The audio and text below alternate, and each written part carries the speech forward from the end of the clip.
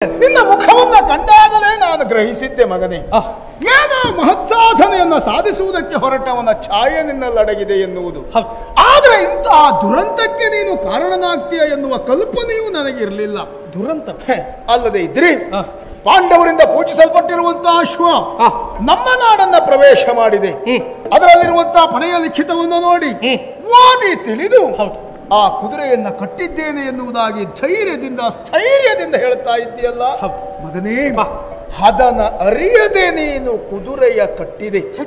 ಬಂದಿರುವಂತಹ ಪಾರ್ಥನಾಗಲಿ, ಅಶ್ವಮೇಧವನ್ನ ಕೈಗೊಂಡಿರುವಂತಹ ಧರ್ಮರಾಯನೇ ಆಗಿರಲಿ, ಅವರೇನು, ಅವರ ಯೋಗ್ಯತೆ ಏನು, ಈ ಲೋಕದಲ್ಲಿ ಅವರು ಕೈಗೊಂಡಿರುವಂತಹ ಮಹತ್ ಸಾಧನೆಗಳೇನು ಎನ್ನುವುದರ ತಿಳುವಳಿಕೆ ನಿನಗೆ ಸಾಲದು ಕಂದ. ಅಂದ್ರೆ ಪ್ರತ್ಯಕ್ಷ ಧರ್ಮ ಸಾಕ್ಷಾತ್ ಮೂರ್ತಿಯಾಗಿ ತನ್ನ ಉಸಿರಿನಲ್ಲಿಯೂ ಸತ್ಯ ಧರ್ಮವನ್ನೇ ಆಚರಿಸುತ್ತಾ ಇರುವಂತಹ ಆ ಮಹಾನ್ ಧರ್ಮರಾಯ ಅವ ಮಾಡುವಂತಹ ಕಾರ್ಯಕ್ಕೆ ನಾವು ಯಾವಾಗಲೂ ಪೂರಕವಾಗಿರಬೇಕೇ ವಿನಃ ಮಾರಕರಾಗಿ ವರ್ತಿಸಬಾರದು ಕಂದ.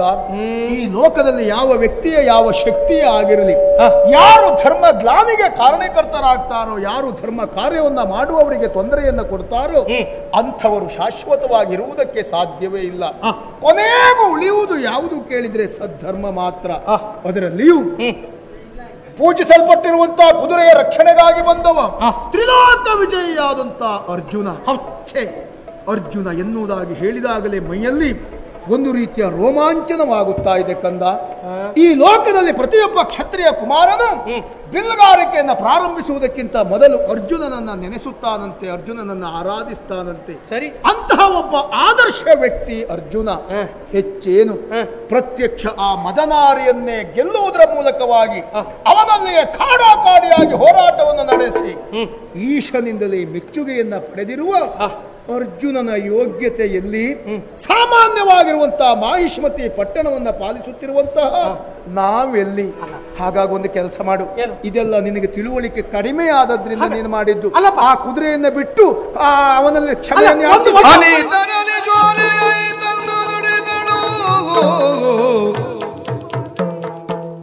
ಮಗನ ಮೆಚ್ಚಿದೆ ನಿನ್ನ ಧೈರ್ಯಕ್ಕೆ,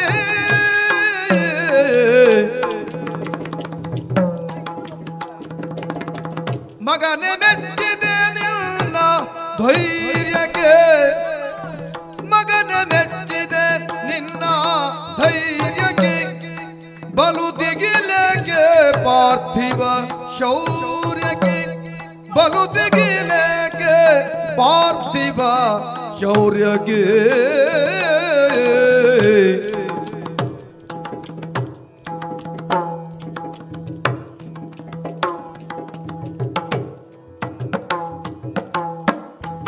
ಹಗರಣ ಕಂಜುತ ಕುಳಿತರೆ, ಹಗರಣ ಒಂಜುತ ಕುಳಿತರೆ, ಫಲ ಸಿಗುವುದೇ ಅಭಿಮಾನ ಕಳೆದರೆ, ಫಲ ಸಿಗುವುದೇ ಅಭಿಮಾನ ಕಳೆದರೆ.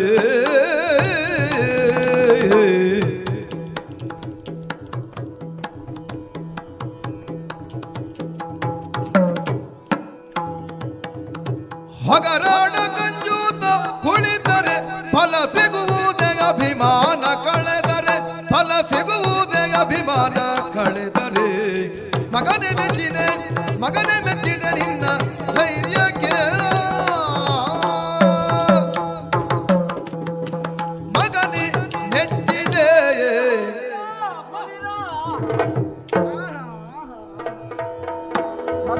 ಅಮ್ಮ ಸಂತೋಷವಾಯ್ತು. ಮೆಚ್ಚಿದೆ ಮೆಚ್ಚಿದೆ ಮೆಚ್ಚಿದೆ. ನಾನು ಹೇಳಿದ್ದಕ್ಕೂ ಅವ ಹೇಳಿದ್ದಕ್ಕೂ ನಮಸ್ಕಾರ. ಒಳ್ಳೇದಾಗಿ ಅಲ್ಲ. ಮೆಚ್ಚಿದ್ಯಾರಿಗೆ? ಈಗ ಮಗನಿಗೆ. ಯಾಕೋ ನಿಮಗೂ ಮೊದಲೇ ಮೆಚ್ಚಿ ಮದುವೆ ಆದ್ನಲ್ಲ ನಾನು. ಅದಾದ್ಮೇಲೆ ಮಗ ಆದದ್ದು ಬಿಡು.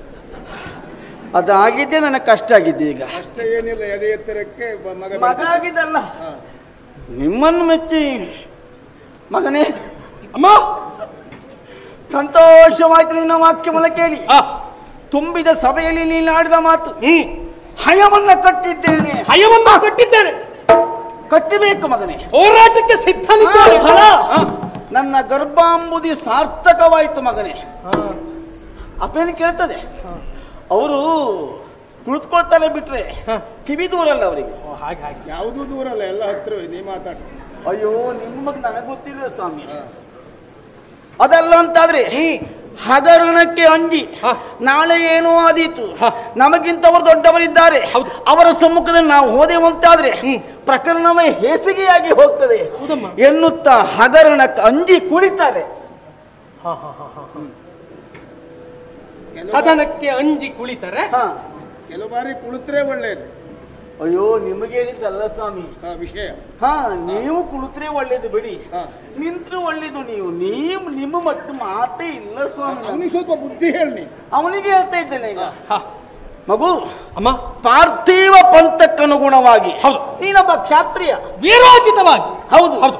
ನಿನ್ನ ಅಪ್ಪನೂ ಕ್ಷಾತ್ರಿಯರೇ, ನಾನು ಕ್ಷಾತ್ರಿಯ ಹೆಣ್ಣೆ ಅಲ್ವಾ?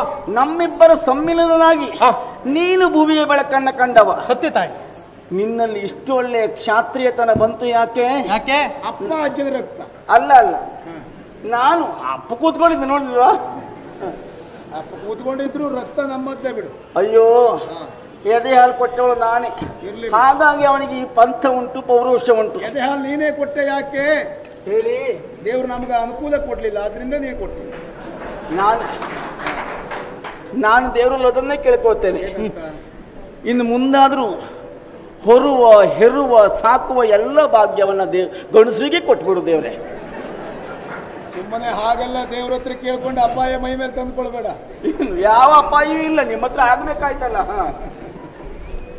ನೈಸರ್ಗಿಕವಾದ ಅನುಕೂಲಗಳು ನಮಗುಂಟು, ದೇವರು ನಮಗ್ ಕೊಟ್ಟಿದ್ದಾನೆ ಅಲ್ವಾ? ಹೌದು. ಕೊಡುವ ಭಾಗ್ಯ ನಿಮಗುಂಟು, ಅವ್ರು ಕೊಟ್ಟಿದ್ದಾರೆ ಅಷ್ಟೇ ಮಗನೇ. ಮಗು ಅದು ಮುಖ್ಯ ಅಲ್ಲ, ಹಯವನ್ನು ಕಟ್ಟಿದ್ದು ಮುಖ್ಯ. ಮತ್ತೆ ಉಳಿದವರು ಹೇಳಬಹುದು ಏನಂತ, ಅಯ್ಯೋ ಅವ ಮದನಾರಿಯನ್ನು ಗೆದ್ದಿದ್ದಾನೆ. ಮತ್ತೆ ಹೇಳಿದ್ದೇನೆ, ನೀವ್ ಹೇಳಿದ್ದ? ನಾನೇ ಹೇಳಿದ್ದೇನೆ. ಹೆದರಿಬೇಡ ಮಗು, ಅವನನ್ನು ಗೆದ್ದಿದ್ದಾನೆ ಎಂಬ ಕಾರಣಕ್ಕೆ ದೊಡ್ಡವಂತ ಹೇಳಲಿಕ್ಕೆ ಆಗೋದಿಲ್ಲ. ಮತ್ತೆ ಪ್ರತಿ ಮಕ್ಕಳು ನಡೆಯಬೇಕು ಅಂದ್ರೆ ಮೊದಲು ಬೀಳಬೇಕು ಅಲ್ವಾ? ಆಮೇಲೆ ನಡೆಯಬೇಕು. ಅಕ್ಷರಾಭ್ಯಾಸ ಆಗಬೇಕು ಅಂದ್ರೆ ಮೊದಲು ತಪ್ಪಬೇಕು ಅಲ್ವಾ? ಆಮೇಲೆ ನಾವು ತಿದ್ದಬೇಕು. ಅದಲ್ಲದೆ ಮನೆ ಒಳಗೆ ಇರಬೇಕು, ನೀನು ಏನೂ ಮಾಡಬಾರ್ದು ಅಂತ ಮಕ್ಕಳನ್ನು ಬೆಳೆಸಿದ್ರೆ ಏನಾಗ್ತದೆ ಹೇಳು? ನೋಡು, ಬೀದಿಯ ಬದಿಯ ಮಕ್ಕಳನ್ನು ನೋಡು ನೀನು. ಹೌದೌದು. ಅರಮನೆ ಒಳಗಿರುವ ಮಕ್ಕಳನ್ನು ಅವಲೋಕನೆ ಮಾಡು ನೀನು. ಆರೋಗ್ಯಕ್ಕೂ ಅನಾರೋಗ್ಯಕ್ಕೂ ಎಷ್ಟು ವ್ಯತ್ಯಾಸ ಅಮ್ಮ? ಅಷ್ಟೇ ವ್ಯತ್ಯಾಸ ಅಲ್ವಾ? ಅರಮನೆ ಒಳಗೆ ಎಷ್ಟು ವ್ಯವಸ್ಥಿತವಾಗಿದ್ರೂ ಸಹ ಏನೇನು ಬೇಕು ಪೌಷ್ಟಿಕಾಂಶಗಳನ್ನೆಲ್ಲ ಕೊಟ್ಟು ಅವನನ್ನು ಬೆಳೆಸಿದ್ರು ಏನು ಪ್ರಯೋಜನ? ಆರೋಗ್ಯದಲ್ಲಿ ಏರುಪೇರು ಆಗುವುದು ಸಹಜ. ಅದೇ ದಾರಿ ಬದಿಗಿದ್ದವ್ರು ನೋಡಿ, ನೋಡು ಎಷ್ಟು ಗಟ್ಟಿಯಾಗಿರ್ತಾರೆ ಅಂತ. ಹಾಗಂತ ಅರಮನೆಯಲ್ಲಿ ಇದ್ದವರು ದಾರಿ ಬದಿಯಲ್ಲಿ ಉಳಿಲಿಕ್ಕಾಗ್ತದ? ನಾವು ಉಳಿಲಿ ಅಂತ ಹೇಳಿದ್ನ. ಆದ್ರಿಂದ ಆ ವ್ಯತ್ಯಾಸ ಇರಲೇಬೇಕು. ಅಲ್ಲ, ಅವ್ರಿಗೆ ಅದೇ ಚಂದ, ನಮಗಿದೇ ಚಂದ. ಹಾಗಾದ್ರೆ ಅವ ಗಟ್ಟಿ ಇದ್ದಾನೆ ಎಂಬ ಕಾರಣಕ್ಕಾಗಿ ನಾವು ಸುಮ್ಮನೆ ಇರ್ಲಿಕ್ಕೆ ಆಗ್ತದ ಮಗನೇ? ಅದಾಗುದು ಆಗುವುದಿಲ್ಲ, ಆಗ್ಲೂ ಬಾರದು ಕಂದ. ಇನ್ನೊಂದು ಕೇಳ್ತೀಯ ಮಗು, ಏನು? ಎಲ್ಲಾ ಕಾಲಕ್ಕೆ ಎಲ್ಲರ ಮಾತನ್ನು ಕೇಳಬಾರ್ದು ಮಗನೇ. ಹೌದಾ? ಮತ್ತೆ ಯಾರ ಮಾತನ್ನು ಯಾವಾಗ ಕೇಳಬೇಕು ಅಂತುಂಟು. ವೀರನಾಗಿ ಕ್ಷಾತ್ರಿಯನಾಗಿ ಮಾಡಬೇಕಾದ ಕರ್ತವ್ಯವನ್ನು ಮಾಡುವಾಗ ನಾವು ಸುಮ್ಮನೆ ಕುಳಿತುಕೊಳ್ಬಾರ್ದು. ಅದು ಅಭಿಮಾನಕ್ಕೆ ತೊಂದರೆ ಆಗ್ತದೆ ಅಲ್ವಾ? ಸಂದರ್ಭವೊಂದರಲ್ಲಿ ಜಾತಿಯನ್ನು ಬಿಡಬಹುದು. ಒಂದ್ಸಾರಿ ಕೈ ಮುಗಿದುಕೊಳ್ಸಿ ಹೋಗುವುದಿಲ್ಲ ಅವರು. ಅಲ್ಲದೆ ಇದೆ ಪ್ರಜಾವರ್ಗದ ಹಾಗೆ. ನಿನ್ನ ಮೇಲೆ ಎಷ್ಟು ಅಭಿಮಾನ. ಮಹಾರಾಜರು ಮೊದಲಾಗಿ ಬಂದ್ರು ನಮಸ್ಕಾರ ಮಾಡಿದ್ರು, ಮಹಾರಾಣಿ ಆಮೇಲೆ ಬಂದಲ್ಲ, ಆಮೇಲೆ ಬಂದು ನಮಸ್ಕಾರ ಮಾಡಿದ್ದು. ಮತ್ತು ಹೆಚ್ಚು ಹೇಳ್ತೀಯೇನೋ ಅಂತ ಬಂದು ನಮಸ್ಕಾರ ಮಾಡಿದ್ದು. ಅದಲ್ಲ, ಜಾತಿ ಅಭಿಮಾನ ಬಿಡಬಹುದು, ಕುಲದ ಅಭಿಮಾನ ಬಿಡಬಹುದು, ಆದ್ರೆ ಸ್ವಾಭಿಮಾನ ಮಾತ್ರ ಯಾರು ಬಿಡಬಾರ್ದು ಮಗು, ಬಿಡಬಾರ್ದು. ಸ್ವಾಭಿಮಾನವನ್ನು ಒಬ್ಬ ವ್ಯಕ್ತಿ ಬಿಡ್ತಾನೆ ಅಂತ ನಮ್ಮ ಸತ್ತಂತೆ ಅರ್ಥ. ಇದ್ದು ಸತ್ತ ಹಾಗೆ. ಹೌದು ಹೌದು, ನಮಗೆ ಸ್ವಾಭಿಮಾನದ ಪ್ರಶ್ನೆ ಇದೆ. ಖಂಡಿತ ಕ್ಷಾತ್ರಿಯರು ನಾವು ಹೌದು ಅಂತಾದ್ರೆ ಆದ್ರೆ ಕಟ್ಟಬೇಕು, ಯುದ್ಧ ಮಾಡಬೇಕು. ನಾವು ಯುದ್ಧ ಮಾಡಿದ್ವಿ, ದುಡುಕಿ ಯುದ್ಧವ ಮಾಡಲೀಗ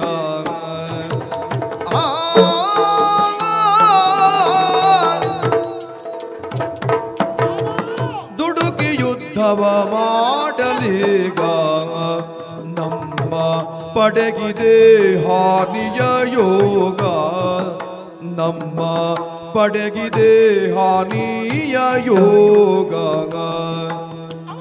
ಆಡುವುದತಿ ಕಷ್ಟ ನಾಡಿನ ಜನರಿಗೆ, ಆಡುವುದತಿ ಕಷ್ಟ ನಾಡಿನ ಜನರಿಗೆ. ಕೆಡುಕು ಕಂಗೊಳಿಸುವ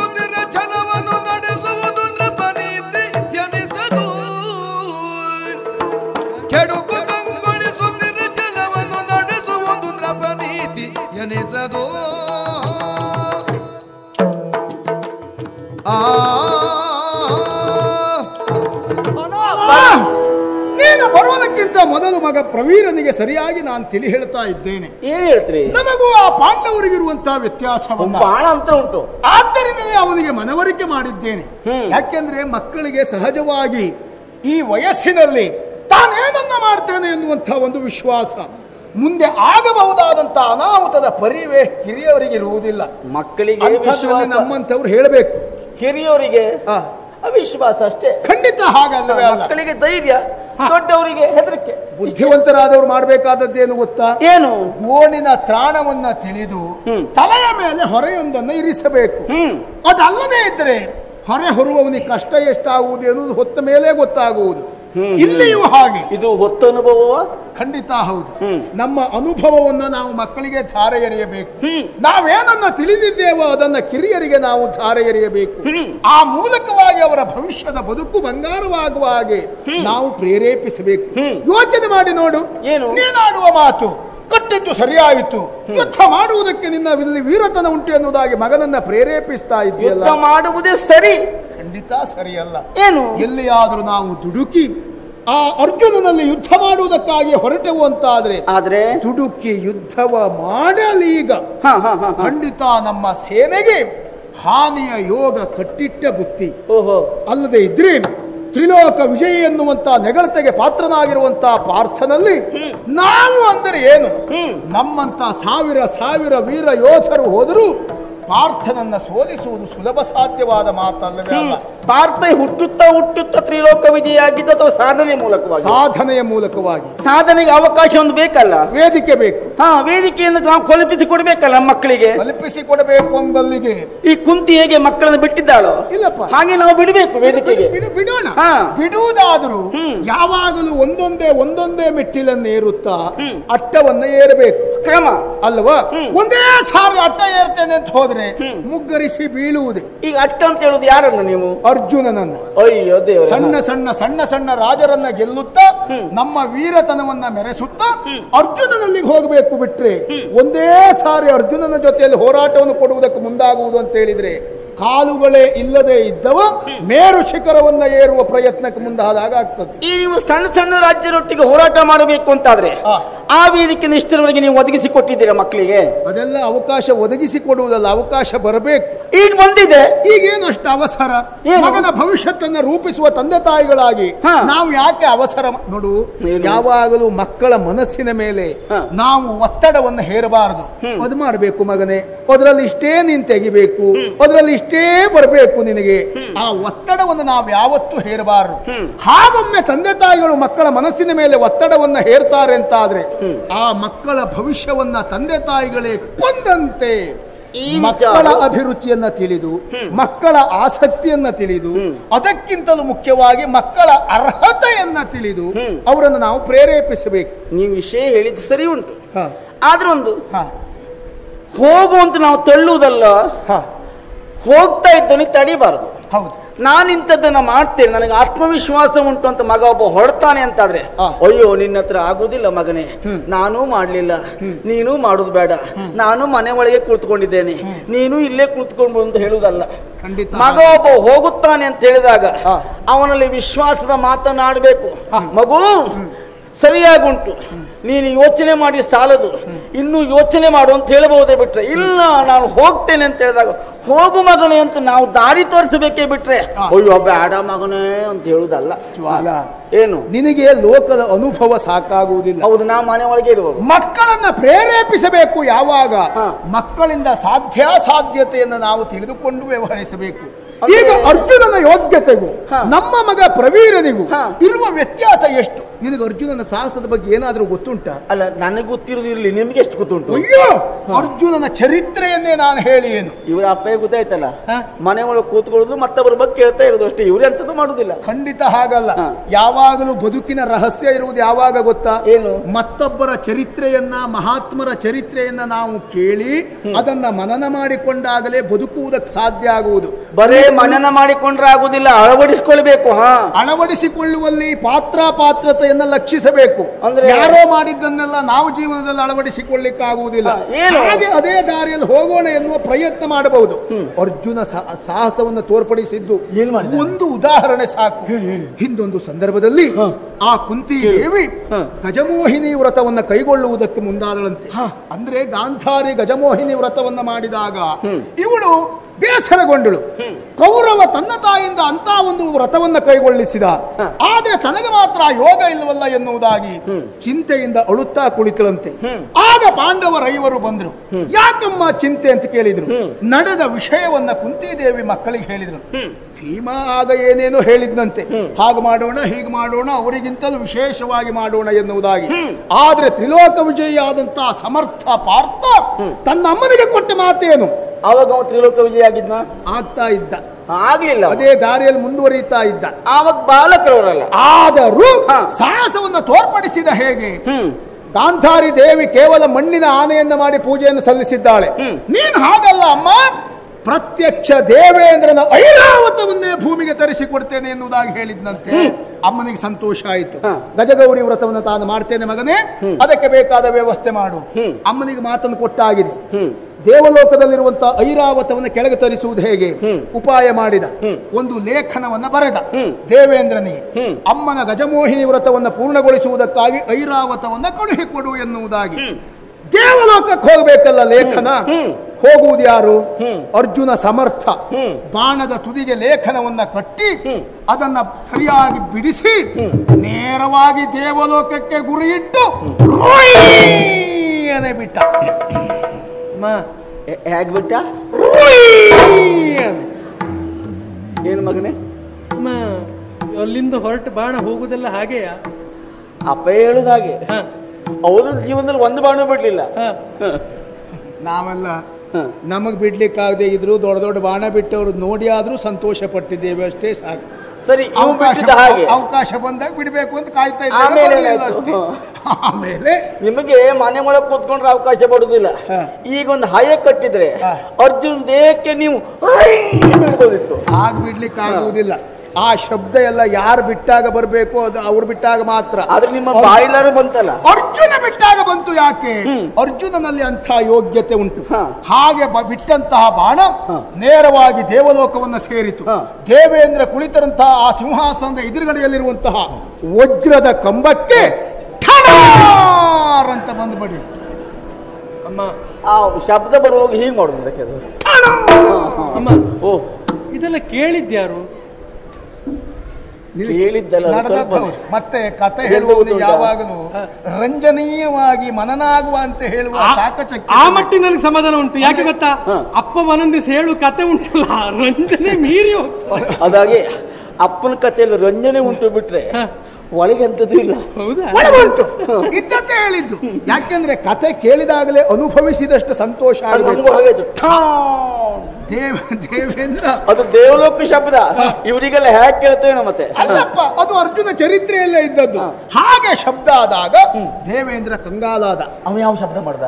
ಕಂಗಾಲಾದ. ಶಬ್ದವೇ ನಿಂತೋಯ್ತು ಅವನದ್ದು. ಏನು ಯಾರದ್ದು ಎನ್ನುವುದು ಗೊತ್ತಾಗದೆ ಆಮೇಲೆ ಲೇಖನ ಎನ್ನುವುದು ತಿಳಿದು ಲೇಖನವನ್ನು ಬಿಡಿಸಿ ಓದಿದ್ರು. ವಿಷಯ ಗೊತ್ತಾಯಿತು. ಆಗುವುದಿಲ್ಲ ಅಂತ ಹೇಳಲಿಕ್ಕೆ ದೇವೇಂದ್ರನಿಗೆ ಸಾಧ್ಯ ಇಲ್ಲ. ಯಾಕೆಂದ್ರೆ ಅರ್ಜುನ ದೇವೇಂದ್ರನ ಅಂಶದಿಂದಲೇ ಹುಟ್ಟಿದವ. ತನ್ನ ಮಗನಾದಂತ ಅರ್ಜುನನಿಗೆ ಐರಾವತವನ್ನ ಕೊಡುವುದಿಲ್ಲ ಅಂತ ಹೇಳಿದ್ರೆ ತಪ್ಪಾಗ್ತದೆ. ಕೊಟ್ಟರೆ ದೇವಲೋಕದ ಸುವಸ್ತುವನ್ನ ಭೂಲೋಕಕ್ಕೆ ಕಳುಹಿಸಿದ ತಪ್ಪಾಗ್ತದೆ. ಏನು ಮಾಡುವುದು? ಉಪಾಯ ಮಾಡಿದ. ನಿಮ್ಮ ಮಾತಿಗೆ ನಾವು ಒಪ್ಪಿದ್ದೇವೆ, ಐರಾವತವನ್ನ ಕೊಡ್ತೇವೆ. ಆದರೆ ಐರಾವತವನ್ನ ದೇವಲೋಕದಿಂದ ಭೂಲೋಕದವರೆಗೆ ಕೊಂಡೊಯ್ದು ಮತ್ತೆ ಪುನಃ ಹಿಂತಿರುಗಿಸುವ ಹೊಣೆ ನಿಮ್ಮದ್ದು. ಅರ್ಜುನನಿಗೆ ಉತ್ತರ ಬರದ. ಹಾಗೆ ಬಂತ? ಹಾಗೆ ಬರಲಿಲ್ಲ. ಅದ್ ಮೇಲಿಂದ ಬರುವುದಲ್ವಾ? ಅರ್ಜುನನಿಗೆ ಉತ್ತರ ಬರದು ಹಾಗೆ ಬಿಟ್ಟ ಲೇಖನವನ್ನ. ಅರ್ಜುನ ಕಳಿಸುವಾಗ ಶಬ್ದ ಆಯ್ತು, ಇವ್ ಬಿಡುವಾಗ ಶಬ್ದ ಆಗ್ಲಿಲ್ವಾ? ಹುಳಂಕನ ಬಂತು. ಶಬ್ದ ಬಂದದ್ದ ಆಯ್ತಪ್ಪ. ಯಾಕಂದ್ರೆ ಮೇಲೆ ಹೋಗುವಾಗ ಒತ್ತಡವಿರ್ತದೆ ಬಿಟ್ರೆ ಕೆಳಗೆ ಬರುವಾಗ ಒತ್ತಡ ಇಲ್ಲ. ಹಾಗೆ ನೋಡಿದ ಅರ್ಜುನ ತಡ ಮಾಡಲಿಲ್ಲ. ಇದಕ್ಕೆ ಸರಿಯಾದಂತ ಉಪಾಯ ಹೇಗೆ? ಸೇತುವೆಯನ್ನು ನಿರ್ಮಾಣ ಮಾಡುವುದು. ದಾರಿ ಮಾಡಬೇಕು. ದಾರಿ ಮಾಡುವುದಿದ್ರೆ ಭೂಲೋಕದಿಂದ ದೇವಲೋಕಕ್ಕೆ ದಾರಿ ಮಾಡುವುದು ಬಹಳ ಸುಲಭ ಸಾಧ್ಯದ ಮಾತ್ರ. ಭೂಮಿ ಮೇಲೆ ದಾರಿ ಮಾಡ್ಲಿಕ್ಕೆ ಆಗುದಿಲ್ಲ. ಆದ್ರೆ ಅರ್ಜುನ ಮಹಾ ಮೇಧಾವಿ, ಬುದ್ಧಿವಂತ. ಬಾಣದಿಂದಲೇ ದಾರಿಯನ್ನು ಕಲ್ಪಿಸಿದ. ಭೂಲೋಕದಿಂದ ದೇವಲೋಕದವರೆಗೆ ಪುಂಖಾನುಪುಂಖವಾಗಿ ಒಂದರ ಹಿಂದೆ ಒಂದೊಂದು ಬಾಣವನ್ನ ಬಿಡುತ್ತಾ ಬಿಡುತ್ತಾ ಬಿಡುತ್ತಾ ಸೇತುವೆಯನ್ನ ನಿರ್ಮಾಣ ಮಾಡಿ ಐರಾವತವನ್ನ ಕೆಳಗಿಳಿಸಿ ತಾಯಿಯ ಆಸೆಯನ್ನ ಪೂರೈಸಿದ ಮಹಾತ್ಮ ಅರ್ಜುನ. ನೀವು ನಿಮಗೆ ಬೇಕಾದಲ್ಲಿ ಮಾತ್ರ ಹೇಳುದ ಕಥೆ ಸಂಪೂರ್ಣ ಹೇಳುದ? ಅರ್ಜುನನಿಗೆ ಸಂಬಂಧಪಟ್ಟದ್ದು ಇದಿಷ್ಟು ನಡೆದದ್ದು ಹೌದು. ಸುಮ್ಮನಿರ್ತೀರ ನೀವು? ಯಾಕೆ ಕಥೆ ಸರಿ ಇಲ್ವ ಇದು? ಕತೆ ಸರಿ ಉಂಟು. ಹಾಗೆ ಕಳುಹಿಕೊಡುವಲ್ಲಿ ಕಾರಣ ಏನು? ಏನು? ಅರ್ಜುನನಿಗೂ ದೇವೇಂದ್ರನಿಗೂ ಸಂಬಂಧ, ತಂದೆ ಮಕ್ಕಳ ಸಂಬಂಧ. ಹೌದು. ನಮ್ಮ ಸಂಬಂಧಿಕರು ಒಳ್ಳೆ ಇದ್ದಿದ್ರೆ ನಾನು ಈ ಮೊದಲು ಕಳಿಸ್ಕೊಡ್ತಾ ಇದ್ದೆ. ನಮ್ಮ ಸಂಬಂಧಿಕರು ದೇವಲೋಕದಲ್ಲಿ ಇಲ್ಲ, ಗೊತ್ತಾಯ್ತಾ? ಹಾಗಾಗಿ ಆ ಸಂಬಂಧ ನಡೆಯುವುದಿಲ್ಲ. ಒಂದು ಇನ್ನೊಂದು, ಸೇತುವೆ ಮೇಲೆ ಹಾಗೆ ಬಂತ ಆನೆ. ಹೇಗೆ ಬಂತು? ಕಾಲೇ ಇಡ್ಲಿಲ್ಲ. ಮತ್ತೆ ನೀ ನೋಡಿದ್ಯಾ? ನೀವು ನೋಡಿದ್ರ ಅಂತ? ಅಲ್ಲ, ನಾನು ನೋಡ್ಲಿಲ್ಲ. ಹೇಳಿದ್ದು ಬಹಳ ಜನ ಹೇಳಿದ್ರು. ನಾವು ಹೇಳಿದ್ದು ಕೇಳಿದ್ದೆ. ಯಾರು ಹೇಳಿದ್ರು? ಕಾಲೇ ಇಡ್ಲಿಲ್ಲ ಮತ್ತೆ. ಮತ್ತೆ ಹೇಗೆ ಬಂತಂತೆ? ಹೀಗಿಡುವ ಕಾಲಕ್ಕೆ ಸೇತುವೆ ಅಲ್ಲಾಡ್ತಂತೆ ಮಗನೇ. ಈ ಕತೆ ಬಿಟ್ಬಿಟ್ರೆ ಅವರು. ಸ್ವಲ್ಪ ಸುಮ್ಮನಿರ್ತೀವಿ. ಸುಮ್ಮನಿರ್ತೀರ ನೀವು? ಅಲ್ಲ, ಆನೆ ಕಾಲಿಟ್ಟಾಗ ಸೇತುವೆ ಸ್ವಲ್ಪ ಅಲುಗಾಡಿದ್ರೆ ದೊಡ್ಡ ವಿಷಯವೇ ಅಲ್ಲ. ಈ ಭೂಲೋಕದಲ್ಲಿ ಸ್ವಲ್ಪ ಸಣ್ಣ ಸಣ್ಣ ಸೇತುವೆಯೇ 2-3 ತಿಂಗಳಲ್ಲೇ ಕಳಚಿ ಬಿದ್ದು ಹೋಗ್ತದೆ. ದೇವಲೋಕದಿಂದ ಬಂದ ಸೇತುವೆ ಅಲ್ಲ, ಅಲುಗಾಡಿದ್ರೆ ತಪ್ಪ. ಆಳ್ವಿಕೆ ಸರಿ ಇಲ್ಲದ್ರೆ ಕಳಚಿ ಬೀಳುವುದೇ. ಆಳ್ವಿಕೆಯ ಮತ್ತೊಂದು ವಿಷಯ ಸತ್ಯ. ಹಾಗೆ ಕಳಚಿ ಬಿದ್ರೆ ಆಳುವಂತ ಮಹಾರಾಜನೇ ಹೊಣೆಗಾರ ಬಿಟ್ರೆ ಮತ್ತಾರು ಹೊಣೆಗಾರ ಅಲ್ಲ. ರಾಜ್ಯದಲ್ಲಿ ಆದದ್ದಲ್ಲ, ನಾನು ಬೇರೆ ರಾಜ್ಯದಲ್ಲಿ. ಹೌದಲ್ಲ?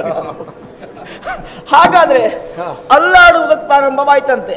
ಆ ಕಾಲಕ್ಕೆ ಕೃಷ್ಣ ತನ್ನ ಬೆನ್ನನ್ನ ಆಧಾರವಾಗಿ ಕೊಟ್ಟಿದ್ದಂತೆ. ಇದು ಕತೆ. ಹಾಗಾಗಿ ಅರ್ಜುನ ಒಬ್ಬನಿಂದ ಆಗ್ಲಿಲ್ಲ ಮಗನೇ, ಅದು ಕೃಷ್ಣನ ಬೆಂಬಲ ಇದ್ದ ಕಾರಣಕ್ಕಾಗಿ ಆಯ್ತು ಅಷ್ಟೇ. ಹಾಗಾದ್ರೆ ಅರ್ಜುನ ಐರಾವತವನ್ನ ತರಿಸುವಲ್ಲಿ ಕೃಷ್ಣನ ಬೆಂಬಲ, ದೇವರ ಬೆಂಬಲ, ಸಹಾಯ ಎನ್ನುವುದುಂಟು. ನಮಗೆ ಯಾರ ಬೆಂಬಲ ಉಂಟು? ಏನ್ ನಾವು ಅಧರ್ಮಿಗಳ? ಅಧರ್ಮಿಗಳು ಅಂತಲ್ಲ, ಅಷ್ಟೇ ಅಲ್ಲ.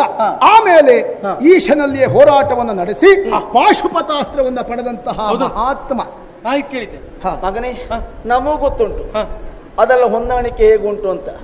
ಹೌದು, ಇವ ಬಿದ್ದಿದ್ದು, ಮೊರೆ ಇಟ್ಟಿದ್ದು, ಆಮೇಲೆ ಉರುಳಿದ್ದು, ಆಮೇಲೆ ಮೆಚ್ಚಿದ್ದು, ಆಮೇಲೆ ಕೊಟ್ಟಿದ್ದು ಮಗನೇ. ನೇರವಾಗಿ ಹೋರಾಟ ಮಾಡಿ ಕೊಟ್ಟಿದ್ದು ಅಲ್ಲ. ಮೊದಲೇ ನಿರ್ಣಯವಾದ ಕಾರಣಕ್ಕೆ ಈ ಪ್ರಕರಣ ಆಗಿದೆ ಅಷ್ಟೇ ಬಿಟ್ರೆ ಮತ್ತೆ ಕಾಡಾಕಾಡಿಯಾಗಿ ಹೋರಾಟ ಮಾಡಿದ್ದಲ್ಲ. ಆನೆ ಒಂದು ಬಲಿಷ್ಠ, ಹೌದಲ್ವ? ಅನುಮಾನವೇ. ಆ ಬಲಿಷ್ಠವಾದ ಆನೆಯನ್ನು ನಿಯಂತ್ರಣ ಮಾಡುವಂತ ಮಾಹುತ ಬಲಿಷ್ಠರಾಗಿರ್ತಾನ? ಬೇಡ. ಆನೆಯನ್ನೇ ನಿಯಂತ್ರಣ ಮಾಡುವಂತ ಅಂಕುಶ ಬಲಿಷ್ಠವಾಗಿರ್ತದ? ಇಲ್ಲ. ಅದು ಆನೆಯ ಗಾತ್ರ ಇಲ್ಲಪ್ಪ, ಸಣ್ಣ ಅಂಕುಶ ಸಾಕಾಗ್ತದೆ ಅಲ್ವಾ? ಹೀಗೆ ಪಾರ್ಥನೆಂಬಂತ ಆನೆಯನ್ನ ನಿಯಂತ್ರಣ ಮಾಡುವುದಕ್ಕೆ ನಮ್ಮ ಮಗನೇ ಅಂಕುಶ ಆಗಬಾರದು. ಯಾಕೆ? ನೀನೇನೇ ಹೇಳಿದ್ರು ನಾನು ದೊರೆತು ನಾವೀರ್ಧನ್ಯರನ್ನು ಓಲೈಸುವ, ದೊರೆತ ನಾವೀರ್ಧನ್ಯರನ್ನು ಓಲೈಸುವ ಪರಿಯಿದು ಸೊಗಸೆ ಬಾಳುವೆಗೆ, ಪರಿಯಿದು ಸೊಗಸೆ ಬಾಳುವೆಗೆ.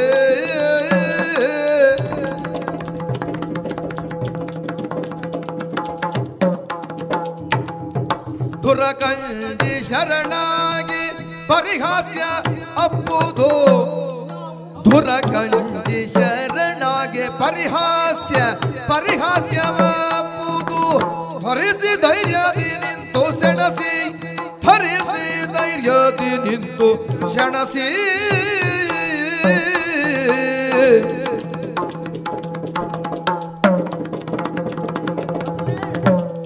ದೊರೆತ ನವೀರ್ಧನ್ಯರನ್ನು ಓಲೈಸುವ ಪರಿದು ಸೊಗಸೆ ಬಾಳುವೆಗೆ. ಸೊಗಸಾಗಿ ಉಂಟು ನಿಮ್ಮ ತಂದೆಯವರು ಹೇಳಿದ ಮಾತಲ್ಲ. ವಿಷಯ ಸತ್ಯ ಅಲ್ವಾ ಜ್ವಾಲ? ಸತ್ಯ ಅಲ್ಲ ಅಂತ ಹೇಳಿದ್ನ. ಆದ್ರೊಂದು ಪಾತ್ರಾಪಾತ್ರವನ್ನ ಯೋಚನೆ ಮಾಡಬೇಕು. ಹೌದು, ಸಂದರ್ಭವನ್ನು ತಿಳಿಯಬೇಕು. ಏನು ಪಾಂಡವರು ಯಾರು ಉದ್ಧಾರಕ್ಕೆ ಬೇಕಾಗಿ ಅಶ್ವಮೇಧ ಮಾಡ್ತಾ ಇದ್ದಾರೆ? ಯಾರು ಉದ್ಧಾರಕ್ಕೆ ಬೇಕಾಗಿ ಅಲ್ಲವೇ ಅಲ್ಲ. ಅವರು ಮಾಡಿದ ತಪ್ಪಿಗೆ ಪರಿಹಾರ ಮಾಡ್ಕೊಳ್ಳಿಕ್ಕಷ್ಟೇ, ಊರು ಉದ್ಧಾರಕ್ಕಲ್ಲ ಮತ್ತೆ ಪಾಂಡವರು ಮಾಡ್ತಾ ಇರುವುದು. ಅಶ್ವಮೇಧದ ಕ್ರಮವೇ ಹಾಗೆ ಇರುವುದು. ಕ್ರಮ ನಮಗೂ ಗೊತ್ತುಂಟು, ನಾವೇ ಮಾಡ್ಲಿ. ಓಹೋ, ನೀವು ಅಶ್ವಮೇಧ ಮಾಡುವುದ? ಅಶ್ವಮೇಧ ನೋಡಿದ್ದೀರಾ? ನೋಡ್ಲಿಲ್ಲ ಬಿಡು, ಮಾಡಬೇಕಾದಂತ ಮಾಡ್ಲಿಲ್ಲ, ನೋಡ್ಲೂ ಇಲ್ಲ. ನೀ ನೋಡಿದ್ಯಾ? ಯಾರು? ನೀನು. ನಾನು ನೋಡ್ಬೇಕು ಅಂತ ಉಂಟಾ? ಹಾಗಾದ್ರೆ ಬಿಡು ಆ ವಿಷಯ. ಗಂಡನೇ ನೋಡ್ಲಿಲ್ಲ ಮತ್ತೆ ಹೆಂಡತಿ ಅಂತ ನೋಡುದು? ನಮಗೆಲ್ಲ ಆ ಯೋಗ್ಯತೆ ಇಲ್ಲವೇ? ಸುಮ್ಮನೆ ನೀವು. ನಮಗ ಕೆಲವು ಕೆಲಸ ಹೇಗೆ ಗೊತ್ತಾ, ಪುಣ್ಯದ ಕೆಲಸ ನಮಗೆ ಮಾಡ್ಲಿಕ್ಕೆ ಆಗದೇ ಇದ್ರು, ನಮಗೆ ಮಾಡುವ ಸಾಮರ್ಥ್ಯ ಇಲ್ಲದೆ ಇದ್ರು, ಯಾರು ಮಾಡ್ತಾರೋ ಅಲ್ಲಿ ನಾವು ಸಹಕಾರಿಯಾಗಿ ಆದ್ರೂ ಇರ್ಬೇಕು. ಮಗನೇ, ನಿಮ್ಮ ಅಪ್ಪನಿಗೆ ಯಾವುದೂ ಗೊತ್ತಿಲ್ಲದಿದ್ರೆ ಬದುಕು ದಾರಿ ಒಂದು ಗೊತ್ತುಂಟು ನೋಡು. ಅಲ್ಲ ಹಾ, ದೊಡ್ಡವರ ಸಣ್ಣವರ ಇಷ್ಟೇ ಮಾಡುದು. ಸುಮ್ಮನೆ ನೀವು ಬದುಕಿದ್ರಲ್ವೇನೆ ನಾಳೆ ಏನಾದ್ರೂ ಮಾಡುವುದು. ಬದುಕಲಿಕ್ಕೆ ಕಲಿದೆ ಇದ್ದಾವ ಮತ್ತೇನ್ ಮಾಡ್ಲಿಕ್ಕೆ ಆಗ್ತದೆ? ಒಟ್ಟಾರೆ ಬದುಕಿದ್ರೆ ಅರ್ಥವೇ ಇಲ್ಲ ಸ್ವಾಮಿ. ಆಯುಷ್ಮತಿಯಲ್ಲಿ ಒಟ್ಟಾರೆ ಬದುಕ್ತಾ ಇಲ್ಲ ನಾನು. ಇವ್ರು ಯಾರು ಯುದ್ಧಕ್ಕೆ ಹೋಗಿದ್ದು ಇಲ್ಲ. ಏನೋ ನಿನ್ನ ಅಮ್ಮನ ಶಬ್ದದಲ್ಲಿ ನಮ್ಮ ಶಬ್ದ ಕಡಿಮೆ ಆಗಿದೆ ಬಿಟ್ಟರೆ ನಾವು ಮತ್ತೆ ಬೇರೆ ಕಡೆಯಲ್ಲೆಲ್ಲ ಜೋರೆ. ಜೊತೆಯಲ್ಲಿ ಇಲ್ಲಿ ಯಾರು ಯುದ್ಧಕ್ಕೆ ಬಂದಿದ್ದು ಇಲ್ಲ. ನಿಮ್ಮ ತಂದೆಯವರಿಗೆ ಯುದ್ಧ ಅಂತ ಹೇಳುವುದೇ ಕಷ್ಟ, ಮಾಡುದಿರ್ಲಿ ಹೇಳ್ತಾನೆ ಅಂತವರು. ಹಾಗಾಗಿ ಅವರು ಮಾತಿಗೆ ಬೆಲೆ ಕೊಡಬೇಡ. ನೀವಂತೂ ಬದುಕಿನಲ್ಲಿ ಮಾಡಲಿಲ್ಲ, ಏನೂ ಮಾಡಲಿಲ್ಲ. ನನಗೆ ಬೇರೆಯವರು ಹೊಡೆಯುವುದು ಕೊಂದು ಹಾಕುವುದು ಅದೆಲ್ಲ ಆಗುವುದಿಲ್ಲ. ಪಾಪ ಪ್ರಜ್ಞೆ ಅಲ್ಲ, ಯಾರಿಗೆ ಹೊಡಿಬೇಕು ಪಾಪವೇ ಮಾಡುವುದಿಲ್ಲ ಅವರು ಪ್ರಜ್ಞೆ ಅಂತದ. ಮತ್ತೆ ಅದು ಹೌದು. ನಮ್ಮ ಸೇನೆಗೆ ಹಾನಿ. ಸೇನೆ ಇರುವುದು ಯಾಕೆ? ಹೋರಾಟಕ್ಕಾಗಿ. ಸಾಯ್ಲಿಕ್ಕೆ ಇರುವುದು, ಸಾಯ್ಲಿಕ್ಕೆಲ್ಲ, ಹೋರಾಟಕ್ಕೆ ಇರುವುದು. ಪ್ರತಿಯೊಬ್ಬ ಮಹಾರಾಜನು ಅಥವಾ ಅಧಿಕಾರಿಯು ಸೇನೆ ಸಾಮರ್ಥ್ಯವನ್ನು ಹೆಚ್ಚು ಮಾಡುವುದು ಯಾಕಾಗಿ? ದೇಶದ ರಕ್ಷಣೆಗಾಗಿ, ರಕ್ಷಣೆಗೆ ಬೇಕಾಗಿ, ಯುದ್ಧಕ್ಕೆ ಬೇಕಾಗಿ. ಯುದ್ಧದಲ್ಲಿ ಸಾವು ಒಂದು ಮಾರ್ಗ ಬಿಡಿ. ಅಂತ ಅನಿವಾರ್ಯತೆ ಇದ್ದಾಗ ಸೇನೆಯನ್ನು ಬಳಸಿಕೊಳ್ಬೇಕು. ಇದು ಅನಿವಾರ್ಯತೆ. ಏನು ಅನಿವಾರ್ಯ? ಬಲ ಉಳ್ಳವರು ಕಟ್ಟಿ ಕಾದುವುದು ಲೇಸಬಹುದು, ಬಲಹೀನರಾದವರು ಕಪ್ಪ ಕಾಣಿಕೆ ಕೊಡಬಹುದು. ಹಾಗಿದ್ರೆ ನೀವು ಬಲಹೀನರ ಅಲ್ವೇ? ಅರ್ಜುನನಿಗಿಂತಲೂ ಬಲಹೀನ ಇಲ್ಲ. ನಮ್ಮಲ್ಲಿ ಬಲ ಉಂಟು, ನಾವು ಆದ್ರೆ ಅರ್ಜುನನ ಎದುರುಗಡೆ ನಮ್ಮ ಬಲ ಸಾಕಾಗುವುದು. ಸಣ್ಣವರು ಎಂಬ ಕಾರಣಕ್ಕಾಗಿ ನಾವು ಶರಣಾಗುವುದು ಸರಿ ಅಲ್ಲವೇ ಅಲ್ಲ. ರಾಮ ದೊಡ್ಡವ ಹೌದಲ್ವಾ? ದೊಡ್ಡವನು. ಲವಕುಶರು ಸಣ್ಣವರಲ್ವಾ? ಅವನದ್ದೇ ಮಕ್ಕಳಲ್ಲ. ಹೌದು. ಹಾಗಿದ್ರೆ ಇಡೀ ರಾಮನ ಸೈನ್ಯವನ್ನ ಚಿಕ್ಕವರಾಗಿರುವಂತ ಲವಕುಶರು ಹೋರಾಟ ಮಾಡಿ ಅವರನ್ನು ದರೆವರೆಗಿಸಲಿಲ್ವಾ? ಕೆಡಗಲಿಲ್ವಾ? ನೀನು ಸುಮ್ಮನೆ ಆಗದೆ ಇದ್ದು ಉದಾಹರಣೆ ಕೊಡಬೇಡ. ಮಕ್ಕಳಾದ್ರೂ ಲವಕುಶರಿಗೆ ಅಂತ ಬಲ ಅದು. ರಾಮನ ಸೇನೆಯನ್ನ ಸಣ್ಣವರಾದಂತ ಲವಕುಶರು ಗಾರುಗೆಡಿಸಿದ್ರು, ಧರೆಯಲ್ಲಿ ಒರಗಿಸಿದ್ರು. ಹೌದು. ಅದು ಅವರಿಂದ ಹೇಗೆ ಸಾಧ್ಯ ಆಯಿತು? ಹೇಗಾಯ್ತು? ಆ ಲವಕುಶರು ಸೀತೆ ಹೆತ್ತ ಮಕ್ಕಳೇ, ಹಾಗಾಗ ಆಯಿತು. ಇಲ್ಲ ಆಗ್ತದೆ. ಯಾಕೆ? ನಾನೆತ್ತ ಮಗು, ಅದೇ ಅಪಾಯ ಅಂತ ಹೇಳಿ. ಹಾಗಾಗಿ ಖಂಡಿತ ಆಗೇ ಆಗ್ತದೆ. ಮತ್ತೆ ಸಣ್ಣ ಪ್ರಾಯದಲ್ಲಿ ಕೆಲಸ ಮಾಡಿದ್ರು ಇಲ್ವಾ? ಇದ್ದಾರಪ್ಪ. ಎಂತ ಕೆಲಸ? ಅಯ್ಯೋ, ಯುದ್ಧ ಮಾಡಿ ಹೋರಾಟ ಮಾಡಿದ್ದಿಲ್ವಾ? ಯಾವ ಕೆಲಸ ಹೇಳಿ? ಯಾವ್ರೆ? ನಿಮಗೆ ಬೇಕಾದ ಕಥೆ ಮಾತ್ರ ನೆನಪಾಗುವುದಲ್ವಾ? ಅಲ್ಲ, ನಾನು ಈ ಸಣ್ಣ ಸಣ್ಣ ಮಕ್ಕಳು 6 ಮತ್ತೊಂದನೇ ದಿನದಲ್ಲಿ ಘೋರ ದೈತ್ಯರ ಶಿರವೈರಿತ ಮಯೂರ ವಾಹನ ಸುಬ್ರಹ್ಮಣ್ಯ ಹೇಳಿದ್ದೇವೆ. ಕಾರ್ತಿಕೇಯ ನೀವೆಲ್ಲ ಮೊದಲು ಹೇಳುವ ಕಥೆ ಕೇಳಿಲ್ವಾ? ಹೇಳಿದ್ದೇನೆ. ಕಾರ್ತಿಕೇಯ ಅವ 6 ಇವತ್ತೊಂದು 7 ದಿನದಲ್ಲಿ ಮಾಡಿಲ್ವಾ? ಸುಬ್ರಹ್ಮಣ್ಯ 6 ಮತ್ತೊಂದನೆಯ ದಿವಸದಿ ಘೋರ ದೈತ್ಯನ ಶಿರವನ್ನು ಅರಿದ. ಅಲ್ಲಿ ಸುಬ್ರಹ್ಮಣ್ಯನ ವಿಶೇಷ ಏನಿಲ್ಲ. ಮತ್ತೆಂತದ್ದು ವಿಶೇಷ? ಶಂಬರಾಸುರ ಪಡೆದಿರುವ ವರವೇ ಹಾಗೆ. ಶಂಬರಾಸುರನನ್ನ ಕೊಲ್ಲಬೇಕು ಅಂತಾದ್ರೆ ಅಂತ ಮಗುವೊಂದು ಜನ್ಮ ತಳೆಯಬೇಕಾದ್ರಿಂದ ಆ ಷಣ್ಮುಖ ಹುಟ್ಟಿಕೊಂಡದ್ದು ಬಿಟ್ರೆ ಮತ್ತೆಂತದ್ದಲ್ಲ. ಬೇಡ, ಮೊನ್ನೆ ಮತ್ತ ಅವ ಕೆಲಸ ಮಾಡಿಲ್ವಾ? ಮತ್ತೆ ಕೆಲಸ ಮಾಡಿದ್ದಾನೆ, ಬೇಡ ಇದ್ದಷ್ಟು. ನಿಮಗೆ ಅದೆಲ್ಲ ಯೋಚನೆ ಮಾಡುವುದಿಲ್ಲ ನೀವು. ಹಾಗಾದ್ರೆ ಬರೇ ಅರ್ಜುನಷ್ಟೇ ಹೋಗುವುದು. ಪುರಾಣದ ಉದಾಹರಣೆ ಅಲ್ಲ, ನಮ್ಮ ವಾಸ್ತವ ಬದುಕಿಗೆ ನಾವು ಅಳವಡಿಸಿಕೊಳ್ಳಿಕ್ಕೆ ಆಗುವುದಿಲ್ಲ. ಮತ್ತೆ ಅದು ಆಗುವುದಿಲ್ಲ ಅಂತಾದ್ರೆ ಅವ ಅಲ್ಲಿಗೆ ಎದ್ದಿದ್ದಾನೆ, ಇಲ್ಲಿಗೆ ಎದ್ದಿದ್ದಾನೆ, ಇಲ್ಲಿ ಸೋಲಬಾರದು ಅಂತ ಉಂಟಾ? ಅದು ನೀತಿ. ಈ ಹುಡುಗನಿಂದ ಯಾರಿಂದ ಯಾವುದು ಅಂತ ಹೇಳಲಿಕ್ಕೆ ಆಗುದಿಲ್ಲ. ಎಷ್ಟಂದ್ರೂ ಅವ ದೊಡ್ಡ ಸಾಹಸಿ ಅಲ್ಲವೇ? ಅವ ಎಷ್ಟೇ ಸಾಹಸಿಯಾಗಿರ್ಲಿ, ನಮ್ಮ ಮಗ ಏನು ಸಾಹಸದಲ್ಲಿ ಕಡಿಮೆ ಇಲ್ಲ. ಅವನೂ ಸಾಮರ್ಥ್ಯವಂತನೇ ಇದ್ದಾನೆ, ಅವನೂ ಬಲಾಢ್ಯನೇ ಇದ್ದಾನೆ. ಮಗನೇ, ಹೋರಾಟ ಮಾಡುವುದು ನಮಗೆ ಧರ್ಮ, ನಮ್ಮ ಸ್ವಾಭಿಮಾನದ ಪ್ರಶ್ನೆ, ನಮ್ಮ ನಾಡಿನ ಪ್ರಶ್ನೆ, ನಮ್ಮ ಮಣ್ಣಿನ ಪ್ರಶ್ನೆ. ನಾವು ಇದ್ದರೆ ಹೇಗಿರ್ಬೇಕು, ಹುಲಿಯಾಗಿ ಬದುಕಬೇಕೇ ಬಿಟ್ರೆ ನಿಮ್ಮ ಅಪ್ಪನ ಕಣ್ಣಾಗಿ ಇಲಿಯಾಗಿ ಬದುಕುವುದು.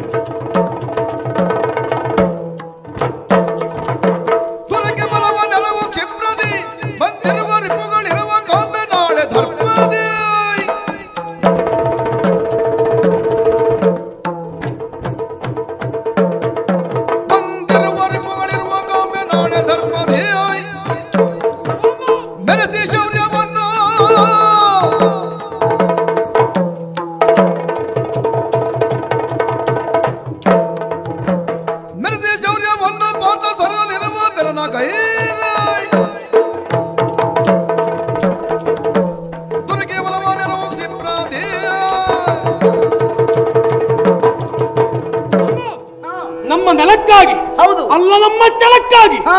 ಕ್ಷಾತ್ರೋಚಿತವಾದಂತಹ ಹೋರಾಟವನ್ನು ಮಾಡುವುದಕ್ಕೆ ನಿಮ್ಮ ಮಗ ಸಿದ್ಧನಿದ್ದೇನೆ. ಬಲ. ಸರಿಯಾದಂತಹ ಸೇನೆಯನ್ನು ನನ್ನ ಪಾಲಿಗೆ ಒದಗಿಸಿಕೊಡಿ. ಜಯಸಿರಿಯನ್ನ ಗೆಲ್ಲುತ್ತೇನೆ. ಹೆದರಬೇಡ. ಸೇನೆ ಯಾಕೆ? ನೀನು ಯುದ್ಧಕ್ಕೆ ಮುಂದಾಗ್ತಿ ಅಂತ ಆದ್ರೆ ನಿಮ್ಮ ಅಪ್ಪಯ್ಯನು ಬರ್ತಾರೆ ಯುದ್ಧಕ್ಕೆ. ಹೌದಾ? ಹೇಳಿದ್ದೇನೆ ನನ್ನ ಬೇಕು ಬೇಡ ಹೂ ಹೂ ಎಲ್ಲ ನಾನೇ ಹೇಳ್ತೇನೆ, ಉಳಿದು ಅದಕ್ಕೆ ಪ್ರಸಂಗ ಮಾತ್ರ ಮಾಡ್ತೇನೆ. ಅಲ್ಲ ಸೇನೆ ಹೋಗ್ತದೆ. ಈ ಸೇನೆ ಇರಲಿ, ಆದ್ರೂ ಮಗ ಇಷ್ಟು ಮುಂದುವರಿತಾನೆ ಅಂತ ಆದ್ರೆ ಇಬ್ರು ಒಂದೇ ಸಲ ಹೋಗುವುದು ಬೇಡ. ನೋಡಿ, ಒಂದೇ ನೀವು ಹೋಗ್ಬೇಕು, ಅಲ್ಲ ನಾ ಹೋಗ್ಬೇಕು ಅದೇ. ಅಂತ ನೀವು ಹೋಗ್ತೇಂತದ್ದು ಇಲ್ಲ, ನನಗೆ ಸದ್ಯ ಹೋಗುವ ಮನಸ್ಸಿಲ್ಲ. ನಾ ಬರ್ಲಿ, ನಾ ಹೋಗ್ತೇನೆ ಮಗನೊಟ್ಟಿಗೆ. ಯಾರು ಬೇಡ, ಹೋರಾಟಕ್ಕೆ ನಾನೇ ಹೋಗ್ತೇನೆ. ನೀವಿಲ್ಲೇ. ಅವ ಇತ್ತೀಚೆಗೆ ಹಾಗೆ ಯಾರನ್ನು ಕರ್ಕೊಂಡು ಹೋಗುವುದಿಲ್ಲ, ಒಬ್ಬನೇ ಹೋಗುವುದು. ಅಂದ್ರೆ ನಾನು ಇವತ್ತು ಮಾತಾಡಿದ್ರೆ ಆಮೇಲೆ ಅಪ್ಪನಿಗೆ ಹೋಗ್ಲಿಕ್ಕೆ ಆಗ್ತದಲ್ಲ, ಹಾಗೆ ಯೋಚನೆ ಮಾಡುದು. ನೋಡು, ಎಷ್ಟೇ ಇರ್ಲಿ, ಪಾರ್ಥ ಎಷ್ಟೇ ದೊಡ್ಡವನಾಗಿ ಏನೇ ಅವನು ಮೆಟ್ಟಲನ್ನು ಹತ್ತುತ್ತ ಆಮೇಲೆ ಏರಿದ್ದಾನೆ. ಖಂಡಿತ ನಿನಗೂ ಇದು ಒಂದು ಒಳ್ಳೆ ಅವಕಾಶ. ಈ ಅವಕಾಶ ಬಿಡಬಾರ್ದು. ಬಿಡುವುದಿಲ್ಲ. ನೀವು ಸೇನೆ ಹೇಳಿ ಧರ್ಮಾಂಗ ದಿಗ್ವಿಜಯ ಕೇಳಿಲ್ವಾ? ಕೇಳಿದ್ದೇನೆ. ನೀ ಧರ್ಮಾಂಗದ ಮೊದಲಾಗಿ ತುಡುಕಿದ್ಯಾರು? ನಾನು ನಿನ್ನ ಹತ್ರ ಪುರಾಣದ ವಿಷಯವೇ ಹೇಳುವುದಿಲ್ಲ. ನೀನು ಹೇಳಿದ್ದೆಲ್ಲ ಒಪ್ತಾ ಹೋದ್ರೆ ಪೌರಾಣಿಕ ಪ್ರಸಂಗ ಎಲ್ಲ ಬದಲು ಮಾಡಿ ಹಾಕ್ಬೇಕೀಗ. ಎಲ್ಲವೇ ಅಲ್ಲ, ಧರ್ಮಾಂಗದ ದಿಗ್ವಿಜಯದಲ್ಲಿ ಮೊದಲಾಗಿ ಹೋರಾಟಕ್ಕೆ ಇಳಿದದ್ದು. ಧರ್ಮಾಂಗದ ಸಣ್ಣ ಪುಟ್ಟ ಯಾವ ಅರಸರೊಟ್ಟಿಗೆ ಹೋರಾಟ ಮಾಡಲಿಲ್ಲ.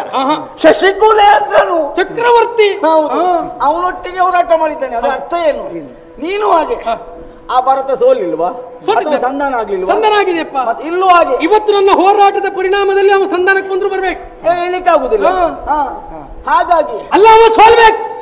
ಮತ್ತೆ ಅವನೇ ಸೋಲ್ತಾನೆ ಅಂತ ಕಾಣಿಸ್ತದೆ. ನೋಡು, ಬಂಡೆಯನ್ನೇ ಒಡೆಯಬೇಕೇ ಬಿಟ್ರೆ ಗಟ್ಟಿ ಅಂತ ಆದಾಗ ಮಣ್ಣು ಮೆಟ್ಟುವುದಲ್ಲ. ನಮ್ಮೊಟ್ಟಿ ಮಣ್ಣು ಮೆಟ್ಟುವುದು ಹೆಚ್ಚಾದ ಕಾರಣಕ್ಕಾಗಿ ಹೀಗಾಗಿದ್ದು. ಅಪ್ಪ ಅಂತ ಭವಿಷ್ಯ ಹೇಳ್ತೇನೆ. ಏನಂತ? ಅಲ್ಲ, ಮತ್ತೆ ಮುಂದೆ ಹೋರಾಟ ಭವಿಷ್ಯ ಬರ್ತೇನೋ.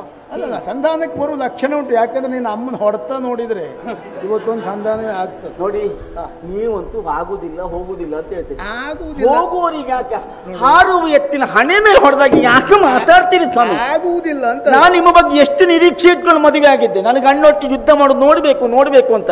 ಇಷ್ಟು ಕಾಲಕ್ಕಂತೂ ಗಂಡು ಯುದ್ಧ ಮಾಡೋದಂತೂ ನೋಡ್ಲಿಕ್ಕೆ ಆಗುದಿಲ್ಲ. ಆಗಲೂ ಇಲ್ಲ, ಮಗ ಯುದ್ಧ ಮಾಡೋದನ್ನು ನೋಡುವ. ಈಗ ನಿನಗೆ ಸಾಕಾಗುವಷ್ಟು ಯುದ್ಧ ನಾನು ಮಾಡಿದ್ದೇನೆ, ನೀನು ಸಾಕು. ಅಪ್ಪ, ನೀವು ಬರುವುದು ಬೇಡ. ಹೋರಾಟಕ್ಕೆ ಹೋಗಿ ಜಯವನ್ನು ತರುವಂತ ಸಂಪೂರ್ಣ ಹೊಣೆಗಾರಿಕೆ ನನ್ನದು. ಬಾಯಿ ಮುದ್ದಾಗಿ ಅವರ ಸೊಂಟಕ್ಕೆ ಹಗ್ಗ ಹಾಕಿ ಹೇಳಿದ್ರೆ ಅವರು ಬರುವುದಿಲ್ಲ. ಬೇಡ, ಅವರೆಲ್ಲ ನಿಮ್ಮ ಆಶೀರ್ವಾದ ಒಂದಿದ್ರೆ ಸಾಕು. ಒಂದು ಒಳ್ಳೆ ಆಶೀರ್ವಾದ ಮಾಡಿ. ನಾ ಮಾಡ್ತೀನಿ, ನಿಮ್ಮ ಪ್ರಯತ್ನ ಮಾಡಿ. ಅಲ್ಲ, ಕೊನೆಗೆ ನಾಳೆ ಹೆಚ್ಚು ಕಡಿಮೆ ಆದ್ರೆ ದೊರಿದ್ರೆ ನಿಮ್ಮ ಆಶೀರ್ವಾದದಿಂದಲೇ ಆಯ್ತು ಅಂದ್ರು ಒಂದೇ. ನೀವು ಯಾಕೆ ಹೋಗುವಾಗ ಹಾಗೆ ಹೇಳ್ತೀರಿ? ನನ್ನ ಮಗ ಹೆಚ್ಚಾಗಿ ಬರ್ತಾನೆ, ನಾ ಕೈ ಮುಟ್ಕೊಳ್ತೇನೆ. ನೀ ಆಶೀರ್ವಾದ ನಾ ಹತ್ತು ಮುಟ್ಕೊಳ್ಳುದು, ನೀವಲ್ಲ.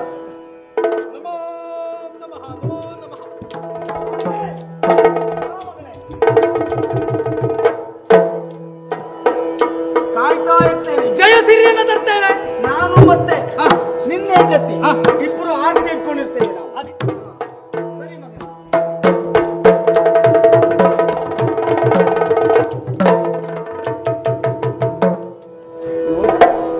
ಅವನ ಉತ್ಸಾಹ ನೋಡಿ, ಚೈತನ್ಯ, ನಿಮ್ಮ ಮುಖ ನೋಡಿ, ಯಾವ ಜಾತಿ ಗಂಡ